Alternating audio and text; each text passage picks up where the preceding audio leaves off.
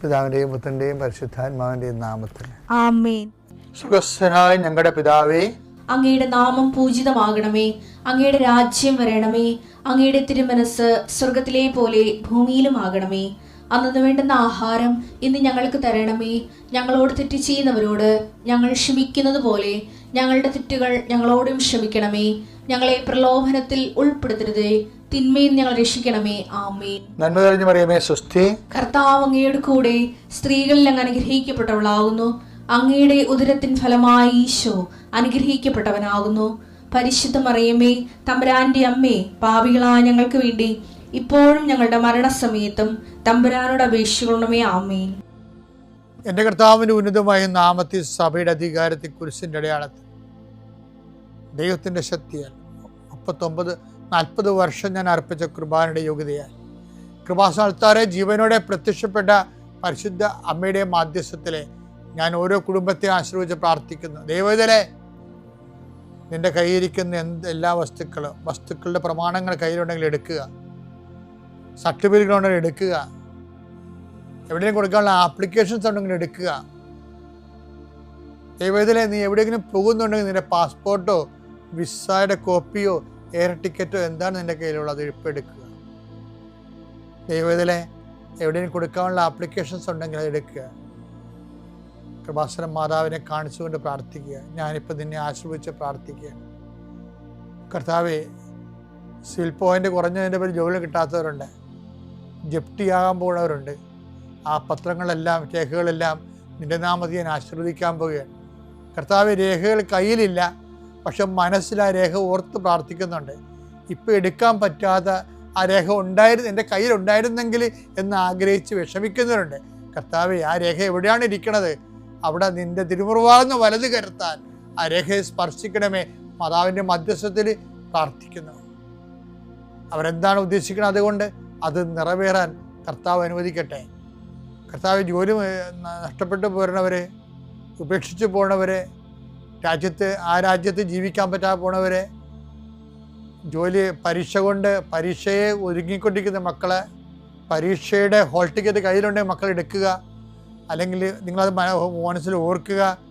പഠിക്കാൻ പറ്റാത്ത വിഷയങ്ങളുണ്ടെങ്കിൽ ലാപ്ടോപ്പ് എടുത്ത് കയ്യിൽ വെക്കുക. അച്ഛനായി ഈ നിമിഷം ആശീർവദിക്കുന്ന എൻ്റെ കർത്താവിൻ്റെ ഉന്നതമായ നാമത്തിൽ സഭയുടെ അധികാരത്തിൽ കുരിശിൻ്റെ അടയാളത്തിൽ ദൈവത്തിൻ്റെ ശക്തിയാൽ നിൻ്റെ എല്ലാ ജീവിത തടസ്സങ്ങളെയും നീ ആഴ്ച നേരിടാൻ പോകുന്ന മുഴുവൻ ദോഷങ്ങളെ ഈശോ നാമത്തിൽ ബന്ധിക്കുന്നു. പിതാവും പുത്രനും പരിശുദ്ധാത്മാവായ സർവ്വശക്തനും നീക്കുവാമേ. ഐസയ 53:4 അവൻ നിന്ദിക്കപ്പെട്ടു, നാം അവനെ ബഹുമാനിച്ചതുമില്ല. നമ്മുടെ വേദനകളാണ് യഥാർത്ഥത്തിൽ അവൻ വഹിച്ചത്, നമ്മുടെ ദുഃഖങ്ങളാണ് അവൻ ചുമന്നത്.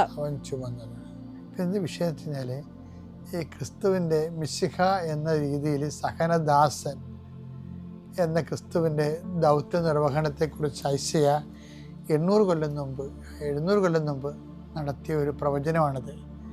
അവൻ വഹിച്ചത് കുരിശായി മൃക്കിയുടെ മരത്തിലാൽ മുറിവായി അവൻ വഹിച്ചത് നമ്മുടെ പാപങ്ങളാണ്, നമ്മുടെ വേദനകളാണ്. എൻ്റെ ദൈവത്തിലെ അതുപോലെ തന്നെ പ്രധാനപ്പെട്ടതാണ്. നമ്മൾക്ക് ഇപ്പം എനിക്കാണെങ്കിൽ എൻ്റെ സമയത്ത് ഓർക്കുകയും ആൾക്കാർ എന്നെക്കുറിച്ച് എന്നാ ധരിക്കും, എന്താണ് എപ്പോഴും രോഗശാന്തി എന്നും പറഞ്ഞ ആൾക്കാരെ നിൽക്കുന്നുണ്ട്. എല്ലാവരെയും കർത്താവിൻ്റെ നാമത്തിൽ പ്രാർത്ഥിക്കുന്നുണ്ട്. അതുപോലെ തന്നെ എല്ലാവർക്കും വേണ്ടി പ്രാർത്ഥിക്കുകയും കുറേ പേര് അതിൽ അവരുടെ വിശ്വാസബോധം അനുസരിച്ചും ദൈവത്തിൻ്റെ ഇടപെടലനുസരിച്ചും ഒക്കെ സൗഖ്യപ്പെടുകയും ചെയ്യുന്നുണ്ട്, അത് സാക്ഷ്യം പറയുന്നുണ്ട്.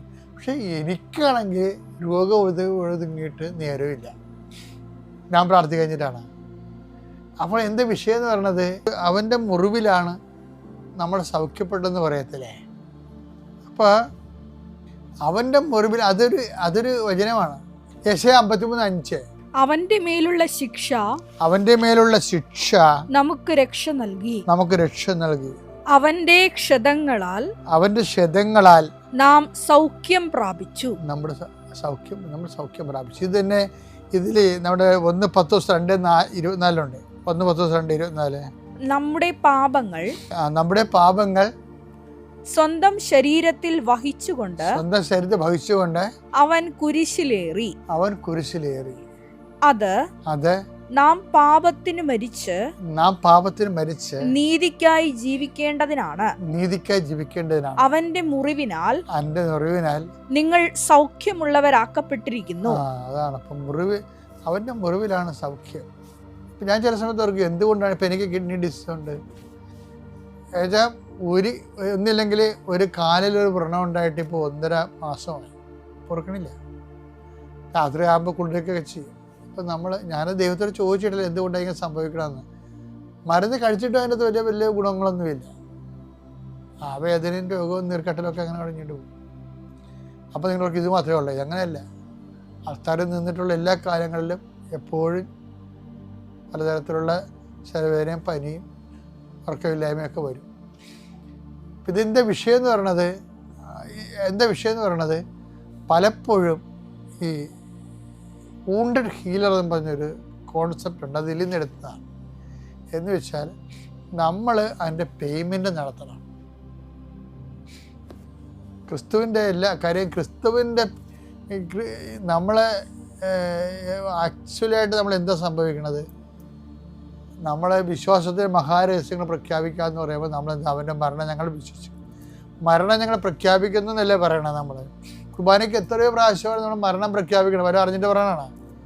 മരണം പ്രഖ്യാപിക്കണത് എങ്ങനെയാണ്? അവൻ്റെ മുറിവ് നമ്മൾ ഏറ്റെടുക്കുമ്പോഴാണ് അവൻ്റെ മരണം നമ്മുടെ ശരീരത്തിൽ നമ്മൾ പ്രഖ്യാപിക്കണത്. അത് ക്രിസ്ത്യാനി കറക്റ്റായിട്ട് മനസ്സിലാക്കണം ആ വിഷയം. നമ്മൾ മുറിവ് സുഖപ്പെടുത്താനാണ് അവൻ എപ്പോഴും ഉപയോഗിച്ചുകൊണ്ടിരിക്കുന്നത്. പക്ഷെ അതല്ല വിഷയം. പിന്നെ കുറച്ചുകൂടി മച്ചുവറായി കഴിയുമ്പോൾ, വിശ്വാസം മച്ചുവറായി കഴിയുമ്പോൾ വേറെ ഒരു തിരിച്ചു വരുന്നത് എന്താണ്? അവൻ്റെ മുറിവ് നമ്മൾ ഏറ്റെടുക്കേണ്ടി വരും. അതിന് അവൻ്റെ മരണം പ്രഖ്യാപിക്കുക എന്ന് പറയും. എന്താണ്? അവൻ എനിക്ക് വേണ്ടി മരിച്ചു എന്ന് ഞാൻ പ്രഖ്യാപിക്കണേ. അപ്പോൾ ആ പ്രഖ്യാപിക്കുമ്പോൾ അവൻ ആ മരണം നമ്മുടെ ശരീരത്തിൽ സംഭവിക്കുകയാണ്.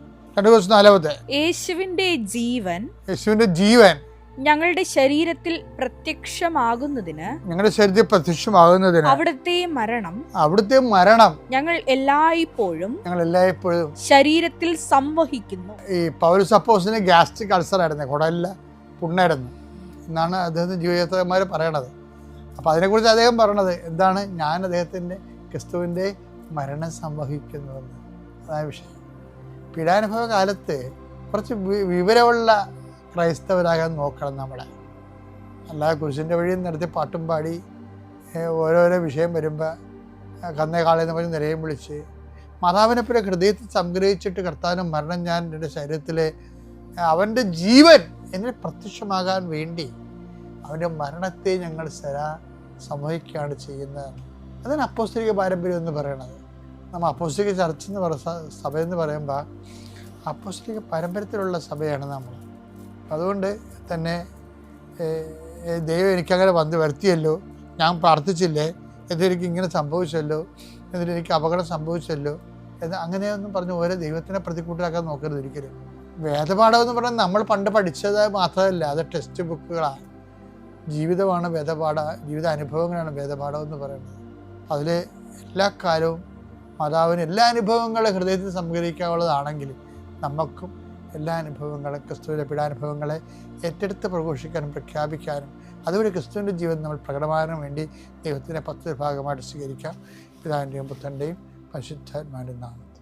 പരിശുദ്ധ അമ്മ ജീവനോടെ പ്രത്യക്ഷപ്പെട്ട ഈ അൾത്താരയിൽ വന്ന് സാക്ഷ്യം പറയാൻ എനിക്ക് കിട്ടിയ ഈ അവസരത്തെ ഓർത്ത് ഞാൻ കോടാനുകൂടി നന്ദിയും അർപ്പിക്കുന്നു. എൻ്റെ പേര് മാർട്ടിൻ തോമസ്. ഞാൻ വയനാട്ടിൽ നിന്ന് വിമലഹൃദയപ്പള്ളി ഇടവകയിൽ നിന്ന് വരുന്നു.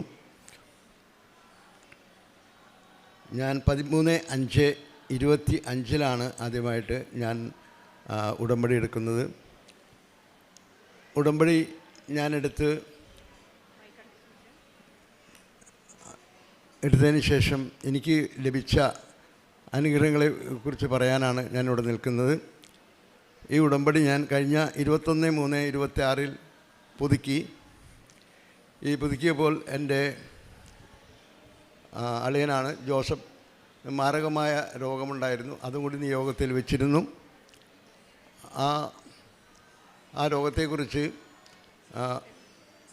ആ രോഗത്തിൽ നിന്നും അത്ഭുതകരമായ സൗഖ്യം കിട്ടിയതിനെക്കുറിച്ച് അളിയൻ ജോസഫ് ബാംഗ്ലൂരാണ് താമസിക്കുന്നത്. ആ അത്ഭുത രോഗശാന്തിയെക്കുറിച്ച് ജോസഫ് തന്നെ നിങ്ങളോട് സംസാരിക്കുന്നതായിരിക്കും. എൻ്റെ പരിശുദ്ധി അമ്മ ജീവനോട് പ്രത്യക്ഷപ്പെട്ട ഈ പുണ്യ മണ്ണിൽ നിന്നുകൊണ്ട് സാക്ഷ്യം പറയാൻ അമ്മയെ അനുഗ്രഹിച്ചതിന് അമ്മയ്ക്കും അമ്മയുടെ മകനും കോടാകോടി നന്ദി പറയുന്നു. എൻ്റെ പേര് ജോസഫ് ടി ഡി. ഞാൻ കർമ്മൽറാം മൗണ്ട് കാർമൽ ഫൊറോന ചർച്ച് ബാംഗ്ലൂരിൽ നിന്ന് വരുന്നു. ഇതെൻ്റെ ഭാര്യയുടെ ഇളയ സഹോദരനാണ് മാർട്ടിൻ തോമസ്. ഈ വർഷം ഏപ്രിൽ 16 എൻ്റെ ബ്ലഡ് ടെസ്റ്റ് ചെയ്തപ്പോൾ എനിക്ക് ഡെങ്കുവും ടൈഫോയിഡും ഒന്നിച്ച് വന്നിരിക്കുന്നുവെന്ന് പോസിറ്റീവാണെന്ന് ടെസ്റ്റ് റിപ്പോർട്ട് വന്നു. അപ്പോൾ എൻ്റെ ഡോക്ടർ എന്നോട് പറഞ്ഞു, നമുക്ക് ആദ്യം ഡെങ്കുവിന് ചികിത്സിക്കാം, അത് സുഖമായിട്ട് പിന്നെ ടൈഫോയിഡിന് ചികിത്സിക്കാമെന്ന് പറഞ്ഞു. അങ്ങനെ എൻ്റെ ഡെങ്കുവിന് വേണ്ടി എൻ്റെ ബ്ലഡ് ടെസ്റ്റ് ചെയ്തപ്പോൾ ആദ്യത്തെ ടെസ്റ്റിൽ എൻ്റെ ഹീമോഗ്ലോബിൻ 8 ആയിരുന്നു. രണ്ടാമത് ചെയ്തപ്പോൾ അത് 7.5 മൂന്നാമത് ചെയ്തപ്പോൾ അത് 7 നാലാമത് ചെയ്തപ്പോൾ അത് 6.8 അപ്പോൾ ഡെങ്കു നെഗറ്റീവായി. അത് കഴിഞ്ഞ് ടൈഫോയിഡും നെഗറ്റീവായി. അപ്പോൾ എന്നോട് പറഞ്ഞില്ല, എൻ്റെ ഫാമിലി ഡോക്ടർ എൻ്റെ മോനോട് പറഞ്ഞു, ഡാഡിയുടെ ബ്ലഡിൽ ബാഡ് സെൽസ് 65% അതുകൊണ്ട് നമുക്കിതിന് വിശദമായൊരു പരിശോധന നടത്തിയെങ്കിലേ പറ്റത്തുള്ളൂ. അതുകൊണ്ട് നിങ്ങൾ സെൻറ്റ് ജോൺസ് മെഡിക്കൽ ഹോസ്പിറ്റൽ ബാംഗ്ലൂരിലേക്ക് പൊക്കോളാൻ പറഞ്ഞു. അദ്ദേഹത്തിന് പരിചയമുള്ള ഒരു പ്രൊഫസറെ പരിചയപ്പെടുത്തുകയും ചെയ്തു. ഞങ്ങൾ അവിടെ ചെന്ന് അഡ്മിറ്റായി. അവർ ടെസ്റ്റുകളൊക്കെ നടത്തിയപ്പോൾ എനിക്ക് AML എന്ന് പറയുന്ന അസുഖമാണ്, അതായത് ബ്ലഡ് ക്യാൻസറിൻ്റെ ഒരു വകുപ്പാണ്. ഇത് സ്റ്റേജ് കണക്കിനല്ല, ഇതിന് 3 ടൈപ്പാണിതുള്ളത്. Type 1, type 2, type 3. ടൈപ്പ് 1 പെട്ടെന്ന് ചികിത്സിച്ച് ഭേദമാക്കാൻ പറ്റും. ടൈപ്പ് 2 ചികിത്സിച്ച് താമസമാകും, പക്ഷെങ്കിൽ സുഖമാകും. പക്ഷേ ടൈപ്പ് 3 ആണെങ്കിൽ യാതൊരു ചികിത്സയും ഇതിന് ഫലിക്കത്തില്ല. അതുകൊണ്ട് അവർ തീരുമാനിച്ചു, എനിക്ക് മരുന്ന് തരാൻ തുടങ്ങാൻ പറഞ്ഞു. ഒരു 7 സൈക്കിൾ ചെയ്യണമെന്ന് പറഞ്ഞു. ഒരു സൈക്കിളിൽ 7 ഇഞ്ചക്ഷനും 28 ഗുളികയുമാണ്.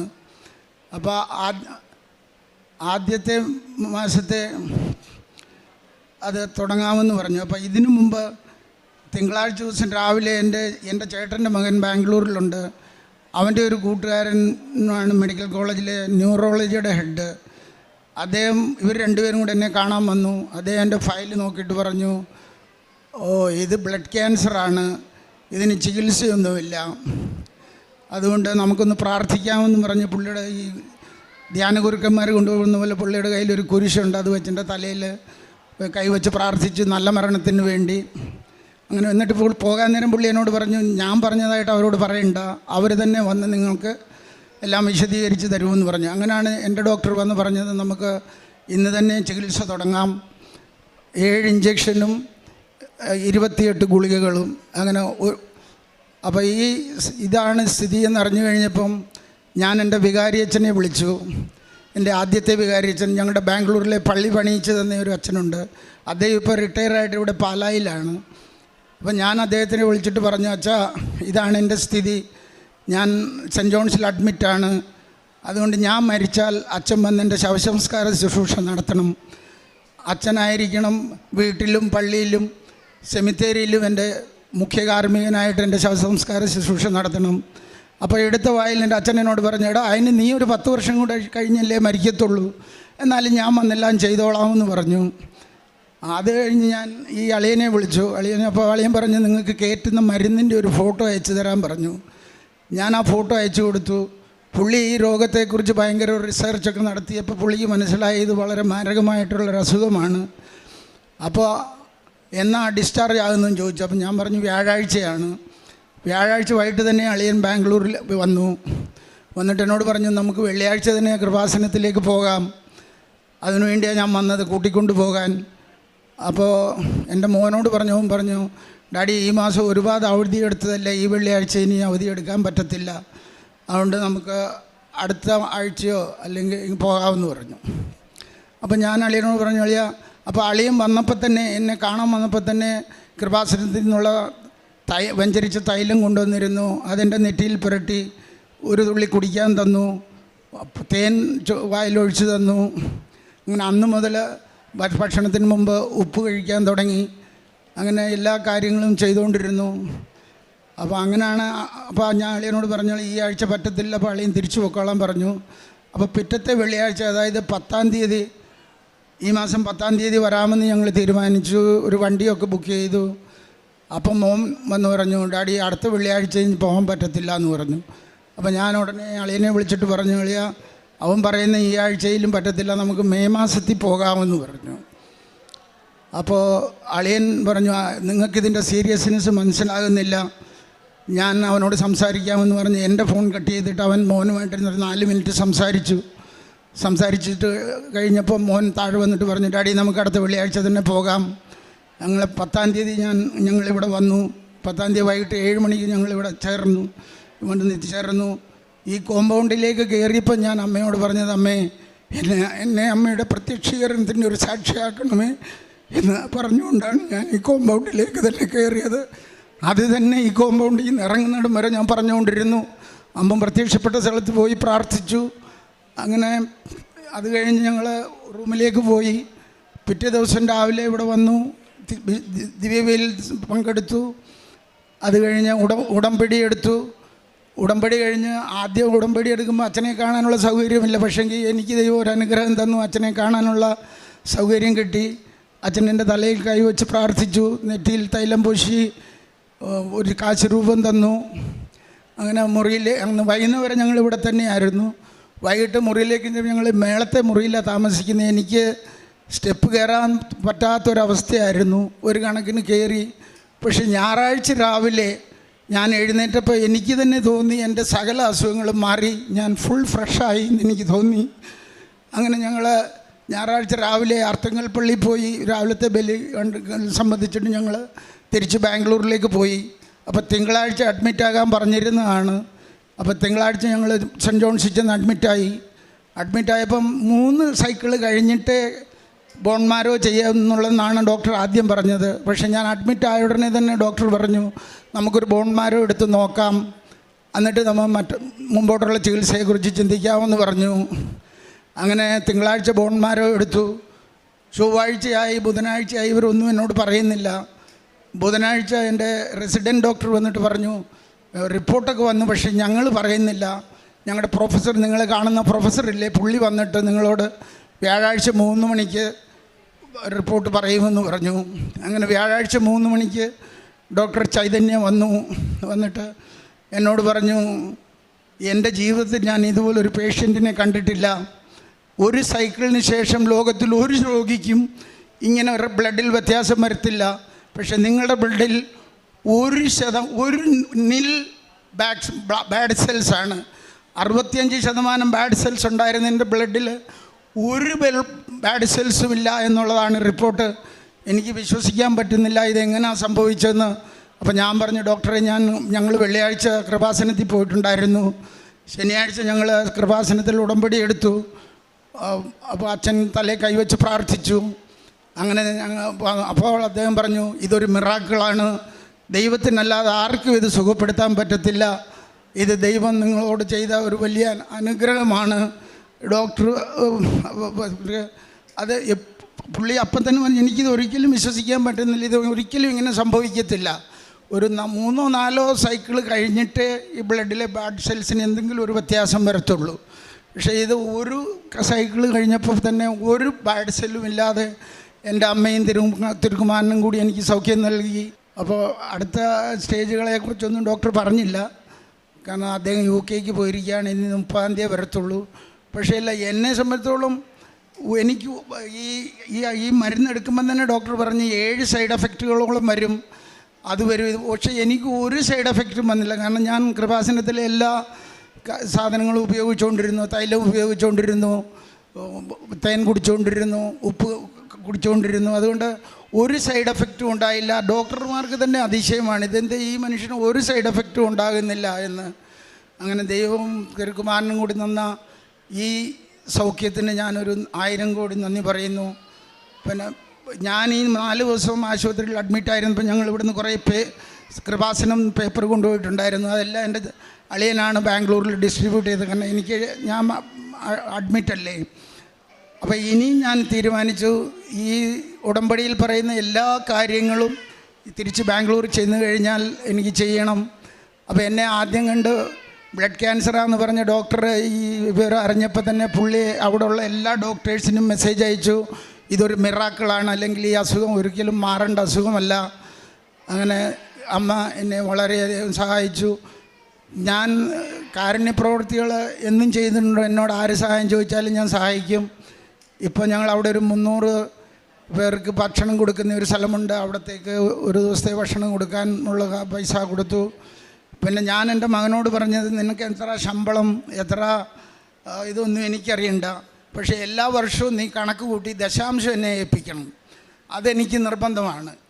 അവൻ എല്ലാ വർഷവും കണക്ക് കൂട്ടി പറയും, ഡാഡി ഇത്ര രൂപയുണ്ട് ദശാംശം. അപ്പം ഞാനും എൻ്റെ ഭാര്യയും അവനും കൂടി ഇരുന്ന് തീരുമാനിക്കുക എങ്ങോട്ടൊക്കെയാണ് ഈ കാശ് കൊടുക്കേണ്ടത്. അത് ഞങ്ങൾ എല്ലാ വർഷവും ചെയ്തുകൊണ്ടിരിക്കുന്നൊരു കാര്യങ്ങളാണ്. അതുപോലെ തന്നെ ആര് സഹായത്തിന് വന്നാലും ഞാൻ സഹായിക്കും. അത് ഹിന്ദു ആണോ മുസ്ലിമാണോ ക്രിസ്ത്യനാണോ എന്നൊന്നും ഞാൻ നോക്കാറില്ല. ഞാൻ ജീവിതത്തിൽ സ്നേഹിക്കുകയും ബഹുമാനിക്കുകയും ചെയ്യാത്ത ഒരു സാധനമേ ഉള്ളൂ, അതാണ് പൈസ. എനിക്ക് പൈസ ചിലവാക്കാനുള്ള സാധ്യത ആർക്ക് വേണ്ടിയും, എൻ്റെ കയ്യിലുള്ള പൈസ ആർക്ക് വേണ്ടിയും ചിലവാക്കുന്നതിന് എനിക്കൊരു മടിയുമില്ല. എന്നോട് ചോദിച്ചിട്ടുള്ള ഒരു മനുഷ്യനെ ഞാൻ നിരാശപ്പെടുത്തിയിട്ടില്ല. ഇതാണ് എൻ്റെ സാക്ഷ്യം. പരിശുദ്ധ അമ്മയുടെ ഉടമ്പടിയിൽ എനിക്ക് വന്നതിന് ശേഷം എനിക്കുണ്ടായ രോഗശാന്തിയെക്കുറിച്ച് ഞാൻ ഇനി പറയാൻ ആഗ്രഹിക്കുന്നത്, എൻ്റെ വലത് കൈയുടെ വിരലുകളെല്ലാം മരവിച്ച അവസ്ഥയിലായിരുന്നു. എനിക്കൊരു ഫ്ലാസ്ക് തുറക്കാനോ, എനിക്ക് പശുവുണ്ട്, പശുവിനെ കറക്കാനോ പറ്റാത്ത അവസ്ഥയായി മാറി. അപ്പോഴാണ് ഞാൻ ഈ ഉടമ്പടി കഴിഞ്ഞതിന് ശേഷം അമ്മയുടെ തൈലം ഡേറ്റ് ഇട്ട് പ്രാർത്ഥിച്ചു. 30 ദിവസം കൊണ്ട് അമ്മേ നീ ഇത് മാറ്റി തരണമേ, ഞാൻ അമ്മയ്ക്ക് സാക്ഷ്യം പറയുന്നതായിരിക്കും. കാരണം എനിക്ക് പശുവിനെ കറക്കാൻ പറ്റാത്ത അവസ്ഥ എന്നെ സംബന്ധിച്ചിടത്തോളം വളരെ ബുദ്ധിമുട്ടുള്ള ഒരവസ്ഥയായിരുന്നു. അതുപോലെ ഒരു ഫ്ലാസ്ക് തുറക്കാൻ പറ്റാത്തതും. അങ്ങനെ പ്രാർത്ഥിച്ച് 30 ദിവസത്തിനുള്ളിൽ 26ാമത്തെ ദിവസം തന്നെ എൻ്റെ കൈയുടെ മരവിപ്പ് വിട്ടുമാറി. ഇപ്പോൾ ഏകദേശം 1 കൊല്ലത്തോളമായി അത് മാറി. എനിക്ക് പശുവിനെ കറക്കാനോ പുല്ലുവെട്ടാനോ അങ്ങനെയുള്ള എല്ലാ അസ്വസ്ഥതകളിൽ നിന്നും, ആയുർവേദത്തിൽ ഇതിനെ സ്തംഭം എന്ന് പറയുന്ന ഒരു തരം വാതരോഗമാണ്, അത് മാറ്റിത്തന്നു. പിന്നെ അനേകം വർഷങ്ങളായിട്ടുള്ള മലബന്ധത്തിൽ നിന്നും മാതാവ് എന്നെ അതിൽ നിന്നും വിടുവിച്ചു. വളരെ നാളുകളായിട്ട് ഞാൻ പരിശ്രമിച്ചു കൊണ്ടിരുന്ന ഒരു ഭൂമിയുടെ തരം മാറ്റൽ അത്ഭുതകരമായ വിധം മാതാവ് ഇടപെട്ട് ഒരു ദിവസം അച്ഛൻ്റെ ഡെയിലി ബ്രെഡ് പ്രാർത്ഥനയിൽ അച്ഛൻ പറഞ്ഞു, ഭൂമി തരം മാറ്റാൻ ആഗ്രഹിക്കുന്ന വ്യക്തികളുടെ മാതാവ് അതിൽ ഇടപെടുന്നു, അത് നടത്തി തരുന്നു. അങ്ങനെ ആ ഭൂമി തരം മാറ്റൽ കാര്യം അങ്ങനെ നടന്നു കിട്ടി. അങ്ങനെ നിരവധിയായ ചെറുതും വലുതുമായ അനുഗ്രഹങ്ങൾ മാതാവ് ഈ കഴിഞ്ഞ 1.5 വർഷത്തിനുള്ളിൽ എനിക്ക് ലഭിക്കാനിടയായി. എൻ്റെ പ്രേക്ഷിത പ്രവർത്തനങ്ങളാണെങ്കിൽ ഞാൻ 11 ഭാഷയിൽ മാതാവിൻ്റെ പത്രം, കൃപാസനം പത്രം ഡിസ്ട്രിബ്യൂട്ട് ചെയ്യുന്നതിന് ഇന്ത്യൻ ഭാഷകളിലും 4 ഫോറിൻ ഭാഷകളിലും അത് ഡിസ്ട്രിബ്യൂട്ട് ചെയ്യുന്നു. പിന്നെ ഞങ്ങളുടെ ഒരു കൂട്ടായ്മയുണ്ട്, 150ഓളം പേർ രോഗികൾക്ക്, കിടപ്പ് രോഗികൾക്ക് ഭക്ഷണം കൊടുക്കുന്ന, ഞായറാഴ്ച മുതൽ വ്യാഴാഴ്ച വരെ ഉച്ചഭക്ഷണം സൗജന്യമായി കൊടുക്കുന്ന ശുശ്രൂഷയിൽ ഞങ്ങളുടെ കൂട്ടായ്മയുടെ ഒരു ഭാഗമായിട്ട് അത് പ്രവർത്തിക്കുന്നു. അതുകൂടാതെ ഞങ്ങൾ അർഹിക്കുന്ന ദരിദ്രരായ കുടുംബങ്ങളെ കണ്ടെത്തി 1 മാസത്തേക്ക് ആവശ്യമുള്ള റേഷൻ സാധനങ്ങൾ വാങ്ങിച്ച് അവരെ വീടുകളിൽ എത്തിച്ചു കൊടുക്കുന്ന കാര്യങ്ങൾ ചെയ്യുന്നു. ആശുപത്രിയിൽ രോഗികളെ കണ്ട് അവർക്ക് മരുന്ന് മേടിക്കാൻ കാശില്ലാത്തവരാണെങ്കിൽ അത് ഞങ്ങളുടെ കൂട്ടായ്മയിൽ എൻ്റെ കയ്യിൽ നിന്ന് എടുക്കാൻ പറ്റുന്ന എടുക്കും, അല്ലാത്തത് കൂട്ടായ്മയിൽ പറഞ്ഞ് അവരിൽ നിന്ന് സംഘടിപ്പിച്ച് അവർക്ക് മരുന്ന് എത്തിച്ചു കൊടുക്കുന്നു. അഗതി മന്ദിരങ്ങൾ സന്ദർശിച്ച് ഞങ്ങൾ കൂട്ടായ്മയായിട്ട് സന്ദർശിച്ച് അവർക്ക് അവിടെ കഴുകി കൊടുക്കുന്നു, നഖം വെട്ടി കൊടുക്കുന്നു, മുടിവെട്ട്, ബാത്റൂം കഴുകി കൊടുക്കുക, അങ്ങനെയുള്ള കാര്യങ്ങളിലെല്ലാം ഏർപ്പെട്ടിരുന്നു. ഇവിടെ അളിയൻ സെൻറ്റ് ജോൺസ് മെഡിക്കൽ കോളേജിൽ കിടക്കുന്ന സമയത്ത് അന്ന് ഞങ്ങൾ ഇവിടുന്ന് ജസ്റ്റ് പോയിട്ടുള്ളൂ, 11-ാം തീയതി ഇവിടുന്ന് പോയുള്ളൂ. അളിയൻ പിറ്റേ ദിവസം അഡ്മിറ്റായി. അപ്പോൾ അതിന് ചുറ്റും ബാംഗ്ലൂർ 5-6 ഭാഷ സംസാരിക്കുന്ന ആളുകളുള്ള സ്ഥലമാണ്. ഞങ്ങളിവിടുന്ന് 6 ഭാഷയിലുള്ള കൃപാസനം പത്രം കൊണ്ടുപോയിരുന്നു. അളിയനകത്തവിടെ കിടക്കുന്നു. ഞാൻ പുറത്ത് നടന്ന് വിവിധ ഭാഷകളിൽ ആൾക്കാരെ കണ്ടെത്തി അവർക്ക് പത്രം കൊടുക്കുന്ന അവിടെ ചെയ്തുകൊണ്ടിരിക്കുകയായിരുന്നു. അത് ഒരു കാര്യങ്ങൾ ഞങ്ങൾക്ക് സാധിച്ചിട്ടുണ്ട്. പിന്നെ ഞങ്ങളെല്ലാ മാസത്തിൽ 3-4 പ്രാവശ്യം വയനാട് ഉന്നതിയിൽ നിന്നും അക്രൈസ്തവരുടെ ഇടയിൽ പ്രവർത്തിച്ച് 30-40 പേരോളത്തോളം കുറയാതെ എല്ലാ മാസവും അമ്മയുടെ അടുത്തേക്ക് കൊണ്ടുവരുന്നു. അതിൻ്റെ കൂടെ കുറേ ഉടമ്പടി പുതുക്കാനുള്ളവർ വരാറുണ്ട്. പക്ഷേ അവർ പലരും പറയുന്നത് ഞങ്ങൾ 2 വർഷം 3 വർഷമൊക്കെമായി, പക്ഷേ ഞങ്ങളുടെ നിയോഗങ്ങളൊന്നും കിട്ടിയിട്ടില്ല. അപ്പോൾ ചോദിച്ചപ്പോൾ മാതാവ് ആഗ്രഹിക്കുന്ന കൊച്ചു കൊച്ചു കാര്യങ്ങൾ അവർ ചെയ്യാൻ അവർക്ക് മനസ്സിലായിട്ടില്ല. അങ്ങനെ ഈ ഉടമ്പടി എടുത്തവരെ ആഴപ്പെടുത്താനായിട്ട് മാതാവ് ഞങ്ങളെ ഒത്തിരി ഉപയോഗിച്ചിട്ടുണ്ട്. അതിനുശേഷം അവർക്ക് വലിയ വലിയ അനുഭവങ്ങളുണ്ടായി. അവരൊക്കെ പലരും ഇവിടെ ഒന്ന് സാക്ഷ്യം പറഞ്ഞിട്ടുണ്ട്. കഴിഞ്ഞ മാസം സോറിയാസിസ് മാറിയ ഒരു ആദിവാസി ഉന്നതിയിൽ നിന്നും പ്രേമ എന്ന് പറഞ്ഞ സഹോദരി 8 ദിവസത്തിനുള്ളിൽ അവരുടെ സോറിയാസിസ് മാറിയതായിട്ട് ഇവിടെ സാക്ഷ്യപ്പെടുത്തിയായിരുന്നു. അതുപോലെ ഞങ്ങളുടെ കൂട്ടായ്മയിൽ ഇവിടെ വന്നിട്ടുള്ള ഒത്തിരി പേര് ഇവിടെ ഒന്ന് സാക്ഷ്യം പറഞ്ഞിട്ടുണ്ട്. ഒത്തിരി പേര് ഇവിടെ നിന്ന് ഉടമ്പടി എടുക്കാൻ സാധിച്ചിട്ടുണ്ട്. പിന്നെ ഒരു കൂട്ടായ്മയായിട്ട് പ്രവർത്തിക്കാനായിട്ട് മാതാവ് ഞങ്ങളെ ഉപയോഗിച്ചുകൊണ്ടിരിക്കുന്നു. ഇത്രയും കാര്യങ്ങൾക്ക് പരിശുദ്ധ അമ്മയ്ക്കും തിരുക്കുമാരനും കൊടാനുകൂടി നന്ദി പറഞ്ഞുകൊണ്ട് എൻ്റെ സാക്ഷ്യം ഞാൻ പരിശുദ്ധ അമ്മയുടെ മുഖത്ത് സമർപ്പിക്കുന്നു. വിശുദ്ധ യോഹന്നാൻ്റെ സുവിശേഷം 4-ാം അധ്യായം 52-53 തിരുവചനങ്ങൾ. ഏത് സമയത്താണ് അവൻ്റെ സ്ഥിതി മെച്ചപ്പെട്ടത് എന്ന് അവൻ അന്വേഷിച്ചു. ഇന്നലെ 7-ാം മണിക്കൂറിൽ പനി വിട്ടുമാറി എന്ന് അവർ പറഞ്ഞു. നിന്റെ മകൻ ജീവിക്കുമെന്ന് യേശു പറഞ്ഞ ആ മണിക്കൂറിൽ തന്നെയാണെന്ന് ആ പിതാവ് മനസ്സിലാക്കി. അവനും കുടുംബവും മുഴുവനും വിശ്വസിച്ചു. മാർട്ടിൻ, ജോസഫ് എന്നീ 2 അളിയന്മാരാണ് അൾത്താരയിൽ നിന്ന് സാക്ഷ്യം പറയാനായി വന്നിരിക്കുന്നത്. നാം സങ്കീർത്തനങ്ങളിൽ വായിക്കുന്നത് പോലെ സഹോദരങ്ങൾ ഒന്നിച്ച് വസിക്കുന്നത് എത്ര സുന്ദരം. അതിനെ ഉപമിക്കുന്നത് അഹറോൻ്റെ താടിയിൽ നിന്ന് താഴേക്ക് വീഴുന്ന അങ്കിയിലേക്ക് വീഴുന്ന സുഗന്ധ തൈലം പോലെയാണെന്ന് ആ ഉപമ നൽകുന്നുണ്ട്. ഇവിടെ സഹോദരങ്ങൾ പരസ്പരം മത്സരിച്ച് പ്രാർത്ഥിക്കുന്ന ഒരു അവസ്ഥയാണ് നാം കാണുന്നത്. അളിയനായ ജോസഫിന് വേണ്ടി മാർട്ടിൻ ഉടമ്പടി എടുക്കുകയും അതേ തുടർന്ന് ജോസഫ് തന്നെ ഇവിടെ വന്ന് ഉടമ്പടിയെടുത്ത് പ്രാർത്ഥിക്കുകയും ചെയ്ത് ഉടൻ പരിഹാരം എന്ന വലിയ ബ്ലഡ് ക്യാൻസർ സൗഖ്യപ്പെട്ടതിൻ്റെ ഒരു വലിയ സാക്ഷ്യമാണിത്. ബഹുമാനപ്പെട്ട ജോസഫ് അച്ഛൻ നമ്മെ ഓർമ്മിപ്പിക്കാറുണ്ട് എന്തുകൊണ്ടാണ് നമ്മുടെ എല്ലാം ഉടമ്പടി അല്ലെങ്കിൽ നിയോഗങ്ങൾ ലാഗ് ചെയ്യുന്നതെന്ന്. അതിനൊക്കെയുള്ളൊരു ഉത്തരമാണ് ഇന്ന് ഈ സാക്ഷ്യത്തിലൂടെ നമ്മോട് ഇവരേറ്റു പറയുന്നത്. ഈശോ പറയുന്നു, മുൻപന്മാർ പിൻപന്മാരും പിൻപന്മാർ മുൻപന്മാരുമാകുന്ന ഒരു ജീവിതക്രമത്തിൻ്റെ ഒരു കാലഘട്ടത്തിലാണ്, ഒരു മേഖലയിലാണ് നാം ഇന്ന് ജീവിക്കുന്നത്, നാം ഇന്ന് നിൽക്കുന്നത്. കാരണം ഇവർക്ക് ഇൻവെസ്റ്റ്മെൻറ്റ് അത്രമാത്രം ഉണ്ടെന്ന് മാർട്ടിൻ എന്ന സഹോദരൻ ഇവിടെ ഏറ്റുപറയുകയായിരുന്നു. ബഹുമാനപ്പെട്ട ജോസഫ് സാർ പറയുന്നത്, ഞാൻ എൻ്റെ മകനെ പഠിപ്പിച്ചിട്ടുണ്ട്, അവരുടെ കൃത്യമായ 1 വർഷത്തെ ശമ്പളത്തിൻ്റെ ദശാംശം നീ ദൈവത്തിന് കൊടുത്തിരിക്കണം. ഈശോ പറയുന്നത് പോലെ ദൈവത്തിനുള്ളത് ദൈവത്തിനും സർക്കാരിനുള്ളത് സർക്കാരിനും കൊടുക്കേണ്ടത് ആവശ്യമാണെന്ന് ഈശോ തന്നെ നമ്മെ പഠിപ്പിക്കുന്നുണ്ട്. അങ്ങനെ മകനെ പഠിപ്പിച്ചതിൻ്റെ ആ ഒരു വെളിച്ചത്തിൽ അദ്ദേഹം കൃത്യമായി തൻ്റെ ജീവിത രീതികളെ, ആ ക്രിസ്തീയ ജീവിതത്തെ ക്രമപ്പെടുത്തിയതിൻ്റെയും ഈശോയോടുള്ള സ്നേഹം ആഴപ്പെടുത്തിയതിൻ്റെയും ഒക്കെ ഒരു ഇൻവെസ്റ്റ്മെൻറ്റ് ഓൾറെഡി ഡിപ്പോസിറ്റഡ് ആയതുകൊണ്ട് ഈശോയ്ക്ക് ഇവർക്ക് അനുഗ്രഹം നൽകാൻ ഒട്ടും തന്നെ ബുദ്ധിമുട്ടില്ലായിരുന്നു എന്ന് നമുക്ക് മനസ്സിലാക്കാം. അതുപോലെ തന്നെ നമുക്ക് മനസ്സിലാകുന്നത് എന്തുകൊണ്ട് ദൈവം ചിലർക്ക് പെട്ടെന്ന് അനുഗ്രഹം നൽകുന്നു, ചിലത് ലാഗാകുന്നു എന്ന് അച്ഛൻ നമ്മെ എപ്പോഴും ഓർമ്മിപ്പിക്കുന്നുണ്ട്. എത്ര തന്നെ വലിയ അസുഖങ്ങളായിരുന്നാലും, ബഹുമാനപ്പെട്ട ജോസഫ് സാറിനെ ഉണ്ടായത് ടൈഫോയിഡ് ടൈപ്പ് 3 ആയിരുന്നു. അതിൽ നിന്ന് ബ്ലഡ് ക്യാൻസർ ആണെന്നുള്ള ഡയഗ്നോസ് വന്നപ്പോഴും അതൊന്നും പതറാതെ ഒട്ടും തന്നെ എൻ്റെ ജീവിതം എല്ലാവരും അദ്ദേഹത്തെ തലയിൽ കൈവച്ച് അനുഗ്രഹിച്ച ഒരു നല്ല മരണത്തിന് വേണ്ടി തയ്യാറാക്കിക്കൊണ്ടിരുന്ന അവസരത്തിലാണ് വെറും 4 ദിവസത്തെ ഗ്യാപ്പിൽ അദ്ദേഹത്തിന് സൗഖ്യം ലഭിച്ചുവെന്ന് സാക്ഷ്യപ്പെടുത്തുന്നത്. നമുക്ക് ഈശോയ്ക്കും പരിശുദ്ധ അമ്മയ്ക്കും നന്ദി പറയാം.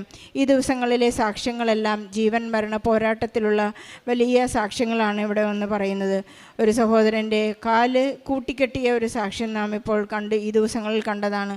അതുപോലെ കണ്ണ് പഞ്ഞി വെച്ചടച്ചു മരിച്ചു എന്ന് റിപ്പോർട്ട് ചെയ്ത സാക്ഷ്യങ്ങൾ നാം ഈ ദിവസങ്ങളിൽ കണ്ടുകൊണ്ടിരിക്കുകയാണ്. നമ്മുടെ എല്ലാ സങ്കടങ്ങളെയും പരിശുദ്ധ അമ്മയുടെ മധ്യസ്ഥതയിൽ നമുക്ക് ഈശോയ്ക്ക് സമർപ്പിക്കാം. പിന്നെ അമ്മ മാതാവിനും യേശുവിനും 1000 നന്ദി. തന്ന എല്ലാ അനുഗ്രഹങ്ങൾക്കും അത് ദുഃഖമാണെങ്കിലും സുഖമാണെങ്കിലും എനിക്ക് അതിനകത്തുനിന്ന് അനുഗ്രഹങ്ങൾ മാത്രമേ കിട്ടിയിട്ടുള്ളൂ. എൻ്റെ പേര് ഉത്തര എന്നാണ്. ഞാൻ വരുന്നത് കായംകുളത്തു നിന്നാണ്. പിന്നെ ഇതെൻ്റെ 5ാമത്തെ ഉടമ്പടി പുതുക്കലാണ്. ഞാൻ ആദ്യമായിട്ട് ഉടമ്പടി എടുത്തത് 2023 സോറി, ആക്ച്വലി കുറച്ച് കഫ് ഉണ്ടായിരുന്നു. അപ്പം ഞാൻ ആദ്യമായിട്ട് 2023 ഉടമ്പടി എടുത്തത് ഞാൻ പഠിപ്പിക്കുന്ന ഇൻസ്റ്റിറ്റ്യൂട്ടിൽ എനിക്കൊരു കൊച്ച് അവിടെ വന്ന് പത്രം തന്നെയായിരുന്നു. അപ്പോൾ ഞാൻ ആ ഒരു സമയത്ത് അതത്രയ്ക്ക് കാര്യമാക്കിയില്ല, ബിക്കോസ് അത്രയ്ക്ക് ഡിഫിക്കൽട്ടീസ് അല്ലെങ്കിൽ ഈ ഫ്രസ്ട്രേഷൻ, ആങ്സൈറ്റി ഇതൊക്കെ എന്തോന്ന് എനിക്ക് അറിയത്തില്ലായിരുന്നു. ഞാൻ ഒരു സിറ്റുവേഷനിൽ കടയിൽ പോയിട്ടില്ലായിരുന്നു. അപ്പം ആ കുട്ടി എനിക്ക് പത്രം കൊണ്ട് തന്നിട്ട് പറഞ്ഞു, മിസ്സേ ഒരു ദിവസം മിസ്സിന് ഇതിനകത്ത് വിശ്വാസം ഉണ്ടെങ്കിൽ നമുക്ക് കൃപാസനത്തിൽ എന്ന് പറഞ്ഞൊരു പള്ളിയുണ്ട്, ആലപ്പുഴയിലാണ്, നമുക്ക് അവിടെ പോയി ഒന്ന് പ്രാർത്ഥിക്കാം. ബിക്കോസ് അത് ഭയങ്കര പേര് കേട്ട പള്ളിയും നമ്മൾ എന്ത് ആഗ്രഹങ്ങൾ അവിടെ വെച്ചാലും നമുക്കത് സാധിച്ചു കിട്ടും. അപ്പം ഞാൻ അങ്ങനെ ഓക്കെ എന്ത് ആഗ്രഹം വെച്ചാലും സാധിച്ചു കിട്ടുമെന്ന് അത് മൈൻഡിലുണ്ടായിരുന്നു. അപ്പോൾ അത് വെച്ചായിരുന്നു ഞാൻ ഈ പള്ളി ആദ്യമായിട്ട് വന്നതും ഇവിടെ വന്ന് ഉടമ്പടി എടുത്തതും നിയോഗം എഴുതി കൊടുത്തതും. പക്ഷെ ഞാൻ 3 മാസം ആയിട്ട് പോലും ഉടമ്പടിയിലായിരുന്നു. 3 മാസം ആയിട്ട് പോലും എൻ്റെ ഒരു കാര്യങ്ങളും സാധിക്കുന്നില്ലായിരുന്നു. അപ്പോഴായിരുന്നു എൻ്റെ ലൈഫിൽ ഏറ്റവും വലിയൊരു ഷോക്ക് എൻ്റെ ലൈഫിൽ വന്നത്. ഞാൻ വർക്ക് ചെയ്യുന്ന ഇൻസ്റ്റിറ്റ്യൂട്ടിൽ നിന്ന് എന്നെ തിരിച്ച് പറഞ്ഞു വിട്ടായിരുന്നു. അത് ജസ്റ്റ് ഒരു സ്ലൈറ്റ് മിസ്അണ്ടർസ്റ്റാൻഡിങ്ങിൻ്റെ ബേസിസിലായിരുന്നു. അപ്പം എനിക്കത് വളരെ ഹേർട്ടായിരുന്നു. എനിക്ക് ഇങ്ങനത്തെ ഒരു സെറ്റ് ബാക്ക് ലൈഫിൽ ഇതുവരെ ഉണ്ടായിട്ടില്ലായിരുന്നു. അപ്പം ഞാൻ അവർ ഇറക്കി വിട്ട സമയത്ത് ഞാൻ അമ്മ മാതാവിനോട് എപ്പോഴും ഒരു 2 മണി അല്ലെങ്കിൽ കറക്റ്റ് 3 മണി ആകുന്ന സമയത്ത് എനിക്ക് അറിയാമായിരുന്നു ദൈവത്തിൻ്റെ സമയമാണ്. ആ സമയത്ത് എണീറ്റ് ദൈവത്തിനോട് എപ്പോഴും പ്രാർത്ഥിക്കുമായിരുന്നു, ദൈവമേ ഞാനൊരു തെറ്റും ചെയ്തിട്ടില്ല, അപ്പം ഞാനൊരു തെറ്റും ചെയ്തിട്ടില്ല, എൻ്റെ കയ്യിൽ തെറ്റുണ്ടായിരുന്നെങ്കിൽ പിന്നെയും കുഴപ്പമില്ല, പക്ഷേ ഒരു തെറ്റും ഇല്ലാത്ത എന്നെ അവിടുന്ന് ഇറക്കി വിട്ടെങ്കിൽ നീ ഒരു കാര്യം ചെയ്യണം, നീ എനിക്ക് അവിടെ തന്നെ അവരെ കൊണ്ട് തന്നെ തിരിച്ച് എന്നെ ആ ഇൻസ്റ്റിറ്റ്യൂട്ടിൽ നീ വിളിപ്പിക്കണം. അവർ എന്നോട് സോറി ഒന്നും പറയണ്ട, നീ എന്നെ ജസ്റ്റ് ആ ഇൻസ്റ്റിറ്റ്യൂട്ടിൽ തിരിച്ച് വിളിപ്പിച്ചാൽ മതി, എനിക്ക് അവിടെ ജോലി ചെയ്യണം. പക്ഷേ ഈ പ്രാവശ്യം ഞാൻ ആ ഇൻസ്റ്റിറ്റ്യൂട്ടിൽ നിന്ന് ഇറങ്ങി വരണം. അവരായിട്ട് എന്നെ ഒരിക്കലും ഇറക്കി വിടരുത്. ബിക്കോസ് അത് ഒത്തിരി വലിയൊരു ഇൻസൾട്ടാണ്. ഈ വർക്ക് ചെയ്യുന്ന ആൾക്കാർക്കൊക്കെ അറിയാം, ഒരു ഡിമാർക്ക് ബ്ലാക്ക് പോയിന്റ് പോലെ ആവും നമ്മുടെ പ്രൊഫഷനിലത്. അപ്പം ഞാനിങ്ങനെ അറ്റ്ലീസ്റ്റ് 2 മാസങ്ങൾ കടന്നുപോയി. ഞാൻ ഇങ്ങനെ പ്രേ ചെയ്തിട്ട് എനിക്ക് റിസൾട്ട് ഒന്നും കിട്ടുന്നില്ലായിരുന്നു. അപ്പോൾ ഞാൻ വിചാരിച്ചു ഈ ഉടമ്പടിയൊക്കെ ഫേക്കാണ്. ഞാൻ ഫൈനലി ഒരു ദിവസം രാവിലെ എണീറ്റ് ഭയങ്കര ഫ്രസ്ട്രേഷനിൽ പ്രാർത്ഥിച്ചിട്ട് ദൈവത്തിനോട് പറഞ്ഞു, യേശുവിനോട് ഞാൻ പറഞ്ഞത് ദാറ്റ് ഇനി ഞാൻ നിൻ്റെ മുന്നിൽ പ്രാർത്ഥിക്കാൻ പോകുന്നില്ല, ബിക്കോസ് ഇത്രയും പ്രാർത്ഥിച്ചിട്ട് നീ ലോകം മൊത്തമുള്ള ആൾക്കാരുടെ എല്ലാ നിയമങ്ങളും നീ സാധിച്ചു കൊടുക്കുന്നുണ്ട്, എന്ത് മാത്രം സാധിച്ചു കൊടുക്കുന്നില്ലെന്ന്. അപ്പോൾ അങ്ങനെ പറഞ്ഞ് ഞാൻ കരഞ്ഞ് പറഞ്ഞു, ഇന്ന് ഞാൻ അവസാനമായിട്ട് പ്രാർത്ഥിക്കുകയാണ്, ഇന്ന് എനിക്ക് ഒന്നെങ്കിൽ കോള് വരണം. അങ്ങനെ പറഞ്ഞിട്ട് ഞാൻ പ്രാർത്ഥിച്ചു കിടന്നുറങ്ങി. 10 മണി ആയപ്പോഴെങ്ങാണ് ഞാൻ ഉറങ്ങിയത്, എണീറ്റത്. അപ്പോൾ എനിക്കൊരു കോള് വന്നു. ആ ഇൻസ്റ്റിറ്റ്യൂട്ടിൽ ജോലി ചെയ്യുന്ന ഒരു സ്റ്റാഫായിരുന്നു. അവർ വന്നിട്ട് പറഞ്ഞു, ഉത്തരയ്ക്ക് അറിയാം ഒരു അത്ഭുതം നടന്നിട്ടുണ്ട്. ബിക്കോസ് ആ ഇൻസ്റ്റിറ്റ്യൂട്ടിൽ ജോലി ചെയ്യുന്ന സാറിന് ഒരാൾ കൃപാസനത്തിൽ പത്രം കൊണ്ട് കൊടുത്തു. അപ്പോൾ ആ സാറ് കൃപാസനത്തിൽ വന്ന് പ്രേ ചെയ്തിട്ട് പോയി. അപ്പോൾ പ്രേ ചെയ്തിട്ട് പോയതിന് ശേഷം ആ സാറിന് എല്ലാ ദിവസവും മാതാവ് ഡ്രീമിൽ വരുന്നുണ്ടായിരുന്നു. മാതാവിൽ ഡ്രീമിൽ വന്നിട്ട് പറയുന്നുണ്ടായിരുന്നു, നീ എന്തിനാണ് ഉത്തരേനെ പറഞ്ഞു വിട്ടത്, ആ കുട്ടി ഒരു തെറ്റും ചെയ്തിട്ടില്ല, നീ ആ കുട്ടീനെ തിരിച്ചെടുക്കണമെന്ന്.